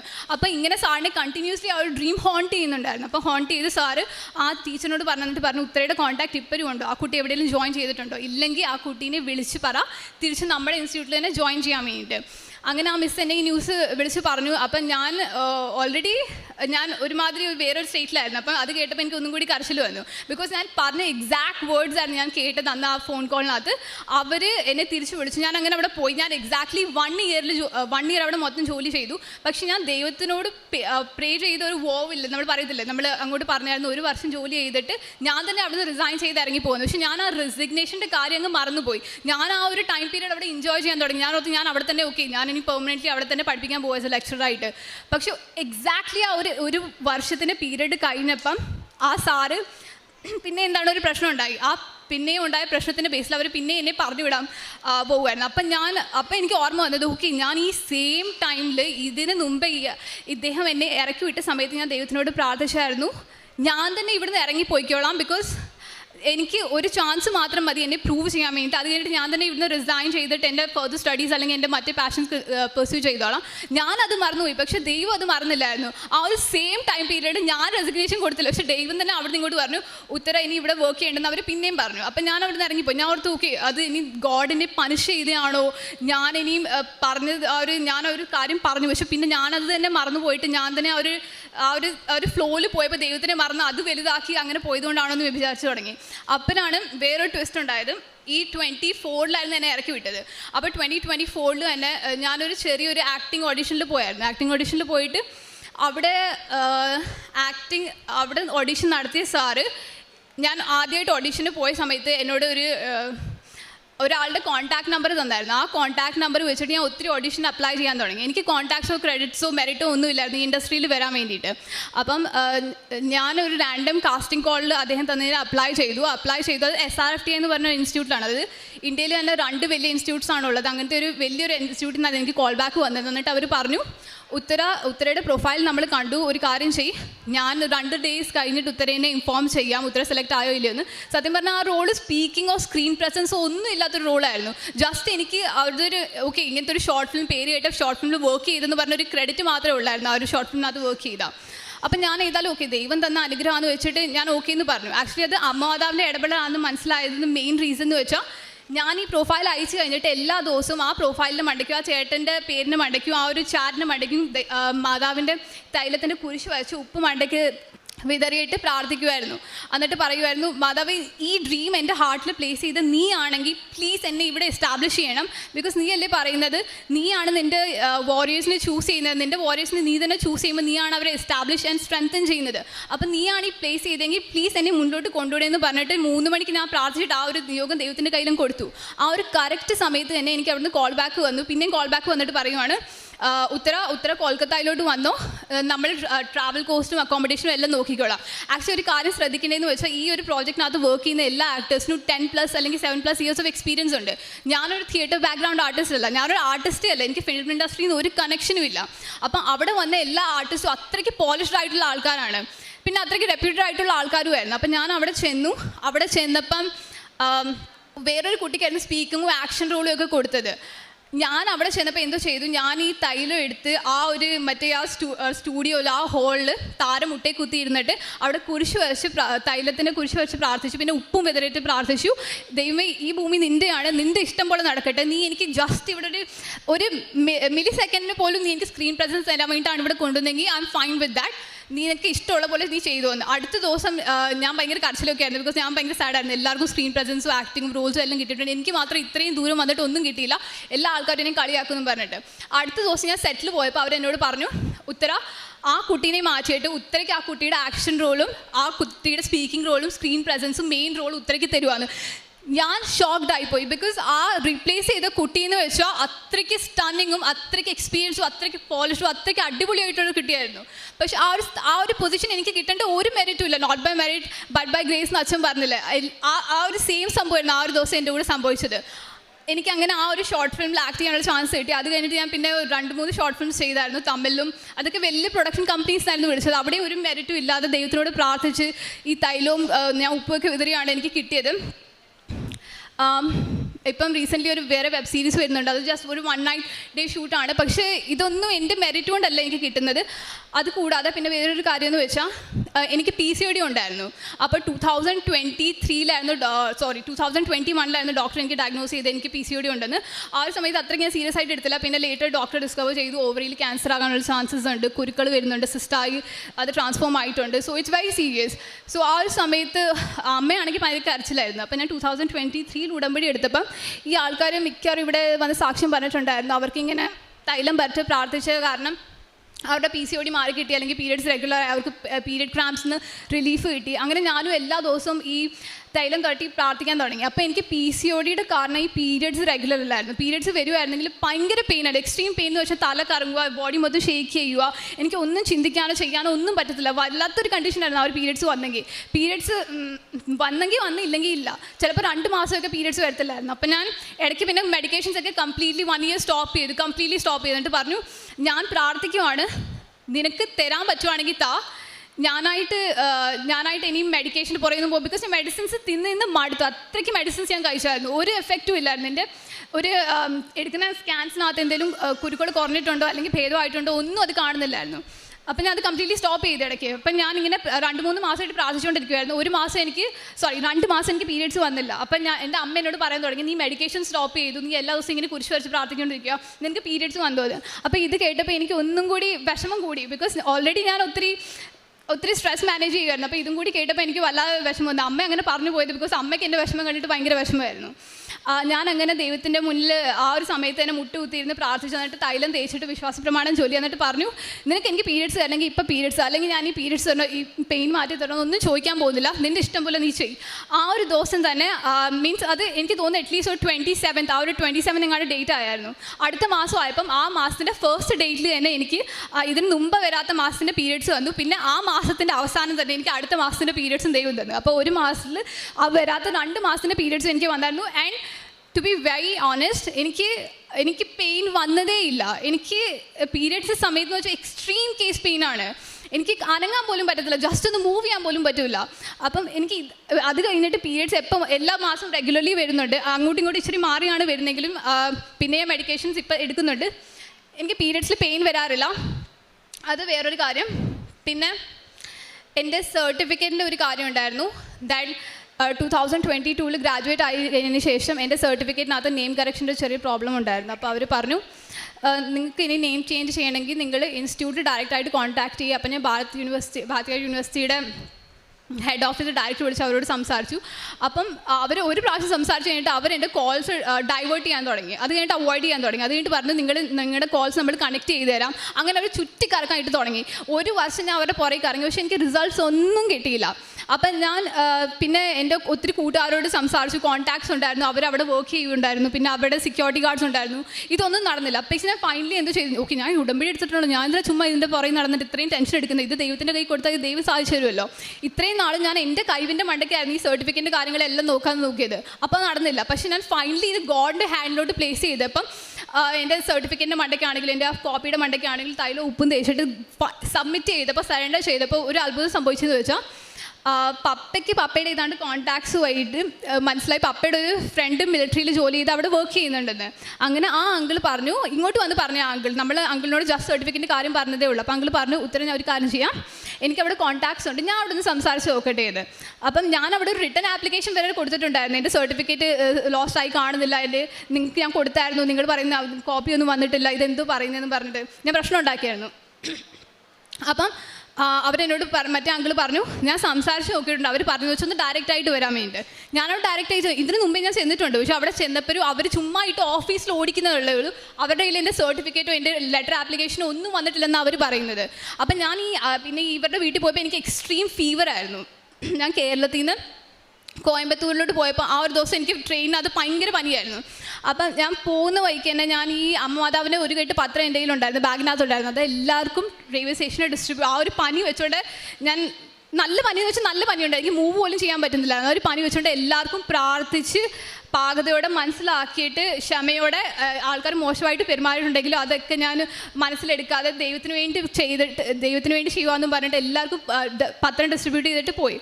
ട്രെയിനിനകത്ത് കയറി എനിക്ക് തോന്നി, ഓക്കെ ഞാൻ പത്രം ഡിസ്ട്രിബ്യൂട്ട് ചെയ്തില്ല, എൻ്റെ പനി അങ്ങ് മാറുമായിരിക്കും. പക്ഷെ പനിയൊന്നും മാറിയില്ല. പനി അതിൻ്റെ പകരം കൂടിയെന്ന് വെച്ചാൽ നല്ലപോലെ കൂടി. എനിക്ക് പൊങ്ങാൻ വയ്യായിരുന്നു. പപ്പയായിരുന്നു ലാസ്റ്റ് എൻ്റെ ട്രെയിനിനകത്തുനിന്ന് വലിച്ച് എടുത്ത് മറ്റേ വെയിറ്റിംഗ് റൂമിലോട്ട് കൊണ്ടുപോയത്. കോയമ്പത്തൂർ എത്തിയപ്പം നമ്മളവിടെ ചെന്നു. ഒരു 5 മണിയൊക്കെ ആയപ്പം ഞാൻ ഭയങ്കര ഛർദ്ദിലായിരുന്നു, തല കറങ്ങി. പിന്നെ എനിക്ക് തോന്നി എനിക്കിനി പൊങ്ങാൻ പറ്റത്തില്ലായിരിക്കും. പക്ഷേ ഛർദ്ദിച്ച് കഴിഞ്ഞപ്പോൾ ജസ്റ്റ് എന്താണ്ട് ഒരു റിലീഫ് പോലെ തോന്നി. എന്നിട്ടും 5 മണിയുടെ പ്രെയർ ഉണ്ടായിരുന്നു. അപ്പം ഞാൻ പറഞ്ഞു, പപ്പ 5 മണിയുടെ പ്രെയർ ഉണ്ട്, എനിക്കത് മുടക്കാൻ പറ്റില്ല, പ്രെയർ കഴിഞ്ഞിട്ടേ ഉള്ളൂ, നമ്മൾ എവിടെയും പോക്കില്ല. അപ്പോൾ പപ്പ അവിടെ ഇരിക്കുമായിരുന്നു. ഞാൻ ജസ്റ്റ് ഇയർഫോൺസ് ഒക്കെ പ്ലഗ് ഇൻ ചെയ്തു, ബിക്കോസ് ബാക്കി ആൾക്കാരും ഉണ്ടായിരുന്നു, അവരെ ഡിസ്റ്റർബ് ചെയ്യേണ്ടതെന്ന് വിചാരിച്ചു. പിന്നെ ഇനി ഷോ ഓഫ് ആണെന്ന് മറ്റുള്ളവർ കരുതുമല്ലോ. അപ്പം ദൈവം പറഞ്ഞിട്ടുള്ളൂ, നിങ്ങൾ പ്രാർത്ഥിക്കുമ്പോൾ നിങ്ങൾ റൂം അടച്ചിട്ടിട്ട് ലൈറ്റൊക്കെ ഓഫ് ചെയ്തിട്ട് എന്നോട് മാത്രം വന്ന് പ്രാർത്ഥിക്കുക, ബിക്കോസ് നിങ്ങൾ പ്രാർത്ഥിക്കുന്നതെല്ലാം ഞാൻ കേൾക്കുന്നുണ്ട്. അപ്പം ഞാൻ അതുപോലെ ദൈവത്തിനോട് പ്രാർത്ഥിച്ചു, എൻ്റെ വിഷമങ്ങളൊക്കെ പറഞ്ഞു. ബിക്കോസ് പപ്പ ആണെങ്കിൽ ടെൻസ്ഡ് ആയിപ്പോയി, എന്തോ സംഭവിക്കും, പപ്പയ്ക്കൊന്നും അറിയത്തില്ല ഇതെങ്ങനെ ഹാൻഡിൽ ചെയ്യേണ്ടതെന്ന്. എല്ലാ കാര്യങ്ങളും എനിക്ക് മാത്രമേ അറിയത്തുള്ളൂ, ബിക്കോസ് ഞാനായിരുന്നു ഇത്രയും എല്ലാം ചെയ്തത്, ഇത്രയും ദൂരം വന്നും പോയല്ലോ. അപ്പം ഞാനങ്ങനെ ചെയ്തു, ഞാൻ ഇത് പ്രാർത്ഥിച്ചു. ഞാൻ പിന്നെ പപ്പയുടെ ഫ്രണ്ട് ഹൗസിലോട്ട് പോയി. അവിടെ ചെന്നപ്പോൾ തന്നെ ഞാൻ വിചാരിച്ചു വീട്ടിലായിരുന്നെങ്കിൽ എനിക്ക് ആവി പിടിക്കായിരുന്നു, എനിക്ക് ഹോസ്പിറ്റലിൽ പോകുമായിരുന്നു, എനിക്ക് കുറച്ച് നേരം റെസ്റ്റ് എടുക്കായിരുന്നു, എനിക്ക് ആഹാരം കഴിച്ചിട്ട് പിന്നെ നമുക്ക് അവിടെ ഇൻസ്റ്റിറ്റ്യൂട്ടിലോട്ട് പോകുമായിരുന്നു. പക്ഷേ ഇത് നമുക്ക് മറ്റുള്ളവരുടെ വീട്ടിൽ ചെല്ലുമ്പോൾ നമുക്ക് പറയാൻ പറ്റില്ലല്ലോ. ഞാനിതെൻ്റെ മനസ്സിലോർത്തു, ദൈവത്തിനോട് പറഞ്ഞു. ഞാൻ ആ വീട്ടിൽ കയറിയില്ല. അതിന് മുമ്പേ അവിടെ ആ അങ്കിളുടെ ഭാര്യ പറയുവാണ്, നമുക്കൊരു കാര്യം ചെയ്യാം, ഇവിടെ തൊട്ടിപ്പുറത്തൊരു നേഴ്സ് ഉണ്ട്, നമുക്ക് അവരുടെ അടുത്ത് ചെന്നിട്ട് മോക്കൊരു ഇഞ്ചക്ഷനും ടാബ്ലറ്റും മെഡിക്കേഷൻസ് എല്ലാം കൊടുക്കാം. അവരെങ്ങനെ എന്നെ കൊണ്ടുപോയി, അവർ തന്നെ ചികിത്സ മൊത്തം ചെയ്യിപ്പിച്ചു. പിന്നെ തിരിച്ചു കൊണ്ടുവന്നു. അവർ പറഞ്ഞു, ഒരു കാര്യം ചെയ്യും, കുറച്ച് നേരം നിൽക്കും, ഞാൻ ആവി വെള്ളം തിളപ്പിച്ചുകൊണ്ട് വരാം. ഒരു അമ്മമാർ തിളപ്പിക്കത്തില്ല, ഒരുമാതിരി അമ്മമാർ കെയർ ചെയ്തില്ലേ, അതുപോലെയായിരുന്നു അവർ സത്യം പറഞ്ഞാൽ ആ ഒരു ദിവസം ചെയ്തത്. ആ ഒരു ദിവസം എനിക്ക് അമ്മയുടെ ഒരു ആബ്സെൻസ് ഫീൽ ചെയ്തില്ലായിരുന്നു. അവർ കിച്ചണിനകത്തോട്ട് പോയി ഇച്ചിരി മഞ്ഞളും തുളസി ഇലയും കുറേ സാധനങ്ങളൊക്കെ പറിച്ചു വെച്ചിട്ട് കുറേ നേരം അതിട്ട് ബോയിൽ ചെയ്തിട്ട് എന്നിട്ട് പറഞ്ഞു അറ്റ്ലീസ്റ്റ് ഒരു 30 മിനിറ്റ്സ് എങ്കിലും ആവി പിടിക്കുക. അത്രയ്ക്ക് അവരെന്നെ ഇത് ഫോഴ്സ്ഫുള്ളി പിടിപ്പിക്കുമായിരുന്നു ആവി പിടിച്ചു. പിന്നെ എന്നോട് പറഞ്ഞു റെസ്റ്റ് ചെയ്യും. ഞാൻ റെസ്റ്റ് ചെയ്തു. പിന്നെ ഞാൻ കുളിച്ച് വൃത്തിയായിട്ട് എൻ്റെ ഫീവറൊക്കെ മാറിക്കഴിഞ്ഞിട്ട് ഞാൻ പിന്നെ അവിടുന്ന് ഒത്തിരി നടന്നു പോകണേ. ഭയങ്കര ചൂടാണ്. കോയമ്പത്തൂർ ഉള്ള ആൾക്കാർക്ക് അറിയാം, അവിടെ നല്ല ചൂടാണ്. നമ്മുടെ കേരളത്തെ പോലെ അല്ല, അവിടെ മരങ്ങളും ഉണ്ടെങ്കിൽ പോലും അവിടുത്തെ വെയിൽ ഒരുമാതിരി ബോഡീനെ പിഞ്ച് ചെയ്യുന്ന പോലെ. ഒന്നാമത് എനിക്ക് ഫീവർ ഉണ്ടായിരുന്നു, ആ വെയിൽ എനിക്ക് പറ്റത്തില്ലായിരുന്നു. പിന്നെ അവരെന്തോ ചെയ്തു, ഞാനും പപ്പയും പോകുമ്പോഴത്തേക്ക് അമ്മമാത് ഒരുമാതിരി എയർ ലിഫ്റ്റ് ചെയ്ത് കൊണ്ടുവന്ന പോലെയായിരുന്നു എൻ്റെ എല്ലാ പ്രോസസ്സും അവിടെ നടന്നത്. അപ്പോൾ ഈ അങ്കിളുടെ ഒരു ഫ്രണ്ടിൻ്റെ കാറും, അവർക്ക് വണ്ടിയൊന്നും ഇല്ലായിരുന്നു, അവർ കാറ് മേടിച്ചുകൊണ്ട് വന്നു, എന്നെ കൊണ്ടുപോയി.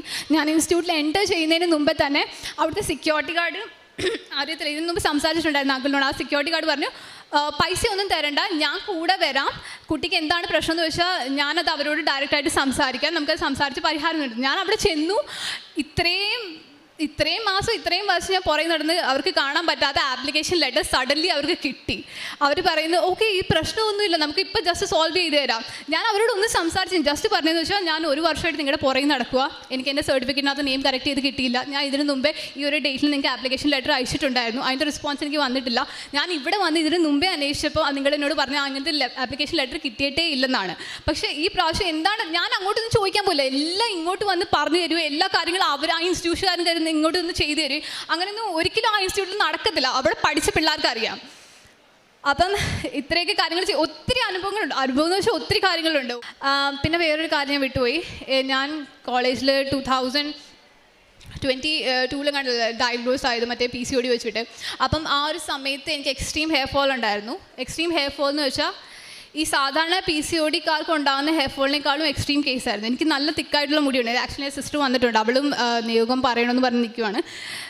അവർക്കറിയാം, എൻ്റെ വീട്ടുകാർക്കും അറിയാം, എസ്പെഷ്യലി ഫ്രണ്ട്സും ക്ലോസ് ഫാമിലി ഫ്രണ്ട്സിനൊക്കെ നല്ല തിക്കായിട്ട് നല്ല ഉള്ളുള്ള മുടി, ഇത്രയൊക്കെ മുടി ഉണ്ടായിരുന്നു എനിക്ക്. പക്ഷേ PCOD വന്നു, എനിക്ക് പീരിയഡ്സ് സ്റ്റോപ്പായി, എൻ്റെ മെൻ്റൽ ഹെൽത്തിനെയും എൻ്റെ ഹോർമോൺസിനെയും എൻ്റെ സ്ലീപ്പ് പാറ്റേൺസിനെയും നല്ല രീതിയിൽ എഫക്റ്റ് ചെയ്തു. എസ്പെഷ്യലി മെഡിക്കേഷൻസിൻ്റെ ആ ഡ്രഗ്സിൻ്റെ ഓവർഡോസ് ഒക്കെ എനിക്ക് പിടിക്കാൻ പറ്റുന്നില്ലായിരുന്നു. അതുകൊണ്ട് തന്നെ പിന്നെ ഈ മെഡിസിൻസ് ഇടയ്ക്ക് സ്റ്റോപ്പ് ചെയ്തത് തന്നെ. മെഡിസിൻ സ്റ്റോപ്പ് ചെയ്താലും മെഡിസിൻ കണ്ടിന്യൂ ചെയ്താലും 1 വർഷം 2 വർഷം ഈ 5 വർഷം എനിക്ക് എക്സ്ട്രീം ഹെയർ ഫോൾ ഉണ്ടായിരുന്നു. ആ ഒരു കോമ്പ് വെച്ചിട്ട് മുടി ചീകുമ്പോൾ തന്നെ ആ മുടിയിൽ ആ കോമ്പിനകത്ത് മൊത്തം ആ മുടി ഇങ്ങനെ ഒരുമാതിരി കട്ടയായിട്ട് ഇളകി വരുന്നു. അപ്പോൾ അത് കാണുമ്പം അമ്മയ്ക്ക് കണ്ടു നിൽക്കാനേ പറ്റുള്ളൂ, അമ്മയ്ക്കൊന്നും ചെയ്യാൻ പറ്റില്ല. അമ്മയ്ക്ക് എൻ്റെ മുടി റീസ്റ്റോർ ചെയ്യാൻ പറ്റുമോ? ഇല്ല. അപ്പം ഞാനൊരു കാര്യം ദൈവത്തിനോട് ഇതുവരെ വെച്ച് പ്രാർത്ഥിച്ചില്ലായിരുന്നു. അപ്പം ഇങ്ങനെ ഉണ്ടായി തുടങ്ങി. അപ്പം അമ്മയോടാണെങ്കിൽ ഞാൻ എപ്പോഴും പറയും, അമ്മ നമുക്ക് ഏതെങ്കിലും ഡോക്ടേഴ്സിനെ കൺസൾട്ട് ചെയ്യാം, ഡെർമറ്റോളജിസ്റ്റിൻ്റെ അടുത്ത് പോവാം, അല്ലെങ്കിൽ ഹെയർ സ്പെഷ്യലിസ്റ്റിൻ്റെ അടുത്ത് പോവാം. അമ്മ അത്രയ്ക്ക് സീരിയസ് ആയിട്ട് എടുത്തില്ല. അമ്മ പറഞ്ഞു ഹെയർ അല്ലേ, പോയിട്ട് നിനക്ക് തിരിച്ചു വരുമല്ലോ, നിനക്ക് നല്ല മുടിയുള്ളതല്ലേ. പക്ഷെ അമ്മയ്ക്ക് അത് നമുക്കുള്ള സാധനം നമ്മുടെ കയ്യിൽ നിന്ന് പോകുമ്പോൾ ആ ഒരു വിഷമം നമുക്ക് മാത്രമേ മനസ്സിലാവുള്ളൂ. അത് കണ്ടു നിൽക്കുന്നവർക്ക് നമ്മുടെ വിഷമം ഫീൽ ചെയ്യാൻ പറ്റും. അവർക്കും നമ്മുടെ ഫ്രസ്ട്രേഷനും എല്ലാ കാര്യങ്ങളും എന്താ പറയുന്നത്, അതൊക്കെ നോക്കി നിൽക്കാനേ പറ്റത്തുള്ളൂ, അവർക്കൊന്നും ചെയ്യാൻ പറ്റില്ല. അപ്പം ഞാൻ ഈ ഒരു കാര്യം വെച്ചിട്ട് 2023 എനിക്ക് എക്സ്ട്രീം ഹെയർ ഫോൾ തുടങ്ങിയത്. 2024, 5, 6 അപ്പം അറ്റ്ലീസ്റ്റ് ഒരു 4 years ആയി. അപ്പോൾ ഈ 4 years ഒരുമാതിരി എൻ്റെ ബോൾ പാച്ചസ് വരാൻ തുടങ്ങിയായിരുന്നു. എസ്പെഷ്യലി ഈ സെൻറ്റർ പാർട്ടീഷൻ ആയിരുന്നു എപ്പോഴും എടുക്കുന്നത്. അപ്പോൾ ഇവിടെയൊക്കെ സ്ലൈറ്റ്ലി ബോൾ പാച്ചസ് ഒക്കെ വിസിബിൾ ആകാൻ തുടങ്ങി. അപ്പം ഞാൻ ഫൈനലി എനിക്കൊരു കാര്യം, അപ്പോൾ എനിക്ക് ബോധം വന്നു, ഇത്രയും വർഷമായിട്ട് ഉടമ്പടി എടുത്ത് നടക്കുന്ന ഞാൻ, ഇവിടെ എത്ര ആൾക്കാർ വന്ന് സാക്ഷ്യം പറഞ്ഞിട്ടുണ്ട് ഈ ആൾക്കാരെ, അവർ തൈലം വെച്ച് മുടിയിൽ പ്രാർത്ഥിച്ചപ്പോൾ അവരുടെ ഹെയർ ഫോൾ നിന്നിട്ടുണ്ട്, അവർക്ക് വലിയ വലിയ അസുഖം മാറിയിട്ടുണ്ട്, ക്യാൻസർ വരെ നിന്നിട്ടുണ്ട്. അപ്പോൾ എനിക്ക് ക്യാൻസർ ഒന്നും ഇല്ലല്ലോ, PCOD മാത്രമല്ലേ ഉള്ളൂ. അപ്പം ഞാൻ കുറച്ച് മാസം പിന്നെ ഹെയറിൽ തലച്ചോട്ടിയിലും ഈ രാവിലെ മാത്രമേ ചെയ്യത്തുള്ളൂ. രാവിലെ അറ്റ്ലീസ്റ്റ് ഒരു 3 മണിക്കെങ്കിലും ഞാൻ എടുക്കും. ബിക്കോസ് എനിക്കറിയാം അത് ഒത്തിരി പവർഫുൾ ആയിട്ടുള്ള ടൈമാണ്, കൂടുതൽ ഡിസ്റ്റർബൻസ് ഒന്നും ഇല്ല, എല്ലാ ആൾക്കാരും കിടന്ന് ഉറങ്ങണം, ദൈവം ആ സമയത്ത് അവയ്ക്കാണെന്ന് പറഞ്ഞിട്ട് ഞാൻ ആ ഒരു രീതിയിലാണ് വെച്ച് ഞാൻ ചെയ്യുന്നത്. ആ ഒരു സമയത്ത് കുരിശ് വെച്ച് പ്രാർത്ഥിക്കുമായിരുന്നു. എന്നിട്ട് ഞാൻ പ്രാർത്ഥിച്ച് മടുത്തു. ഒരു 3 മാസമൊക്കെ ആയിട്ട് സത്യം പറഞ്ഞാൽ മടുത്തു. ബിക്കോസ് എനിക്ക് ഒന്നാമത് ആ ഒരു ട്രോമ, ഒരു മെൻ്റൽ പെയിൻ, അജിറ്റേഷൻ എനിക്ക് പറ്റുന്നില്ലായിരുന്നു. എസ്പെഷ്യലി ഫാമിലിയുടെ പ്രശ്നം കൂടി, നീ എന്തിനാ ഇത്രയും കിടന്ന് അതാവുന്നത്, അത് മുടിയല്ലേ, അത് പോയിട്ട് വന്നോളും. അപ്പം ഞാൻ ഫൈനലി ഒരു ദിവസം രാവിലെ എൻ്റെ ദൈവത്തിനോട് പറഞ്ഞു, ഞാൻ അവസാനമായിട്ട് കുരിശ് വെച്ച് പ്രാർത്ഥിക്കുവാണ്, നിനക്ക് മുടിയുണ്ടല്ലോ, നിൻ്റെ മുടി ഇങ്ങനെ പൊഴിഞ്ഞിട്ടുണ്ടോ? ഇല്ലല്ലോ. അമ്മ മാതാവിന് നല്ല മുടിയുണ്ട്, അമ്മ മാതാവ് സുന്ദരിയായിരുന്നു, എൻ്റെ മുടി നിനക്ക് എടുക്കണമെങ്കിൽ നീ എടുത്തോ, കുഴപ്പമില്ല, ഞാൻ തരാം. എനിക്ക് മുടി അത്രയ്ക്ക് വലിയ കാര്യമൊന്നുമല്ല, മുടി ഉണ്ടായിരുന്നു, പോകുന്നു, വിഷമമുണ്ട്. ഞാൻ ദേഷ്യത്തിൽ എന്താണ്ടൊക്കെ പറഞ്ഞു. ആ ഒരു സമയത്ത് ഞാൻ പ്രാർത്ഥിച്ചിട്ട് കിടന്നുറങ്ങി. പിന്നെ രാവിലെ എണീറ്റ് കുളിച്ചിട്ട് മുടി കോംബ് ചെയ്തു. യൂഷ്വലി ഞാൻ കുളിച്ച് കഴിയുമ്പോൾ കോംബ് ചെയ്താൽ എനിക്ക് എക്സ്ട്രീം ഹെയർ ഫോൾ ഉണ്ടാവും, അല്ലെങ്കിലും ഉണ്ടാവും. പക്ഷേ ആ സമയത്ത് എക്സ്ട്രീംലി ഹെയർ ഫോൾ ഉണ്ടാവും.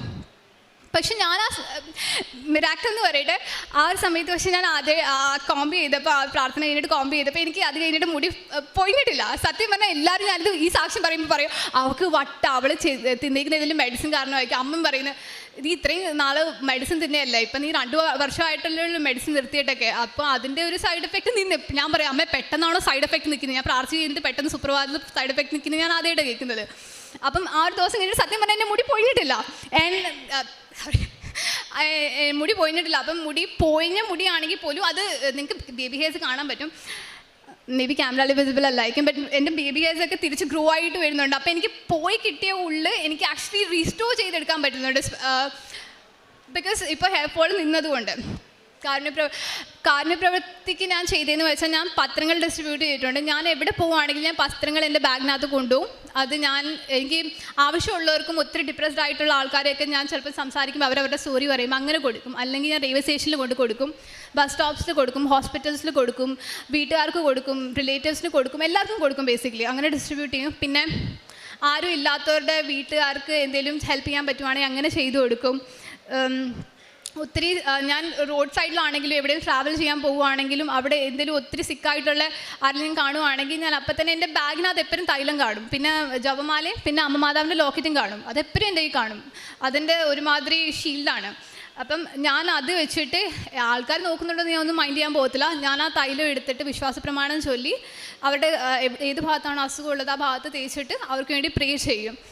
സ്വഭാവമാറ്റം എന്ന് വെച്ചാൽ എനിക്ക് പണ്ട് എന്നെ ഹേർട്ട് ചെയ്ത ആൾക്കാരെ ഒന്നും ഫൊഗീവ് ചെയ്യാൻ ഭയങ്കര ബുദ്ധിമുട്ടായിരുന്നു. പക്ഷെ പിന്നെ യേശുവിനെ കുരിശിൽ തറച്ച ആൾക്കാരെ യേശുക്ക് ഫൊഗീവ് ചെയ്യാൻ പറ്റുമെങ്കിൽ എന്നെ നോക്കിപ്പിക്കുന്ന ആൾക്കാരും എന്നെ ബാക്ക്സ്റ്റാബ് ചെയ്യുന്ന ആൾക്കാരും അതൊക്കെ വളരെ ചെറിയ കുറ്റങ്ങളല്ലേ എന്ന് പറഞ്ഞാൽ അത് ഞാൻ പെട്ടെന്ന് ഇപ്പോൾ ഫൊഗീവ് ചെയ്ത് കൊടുക്കാൻ പറ്റും, മനസ്സിൽ നിന്ന് ഫൊഗീവ് ചെയ്യാൻ കൊടുക്കാൻ പറ്റും.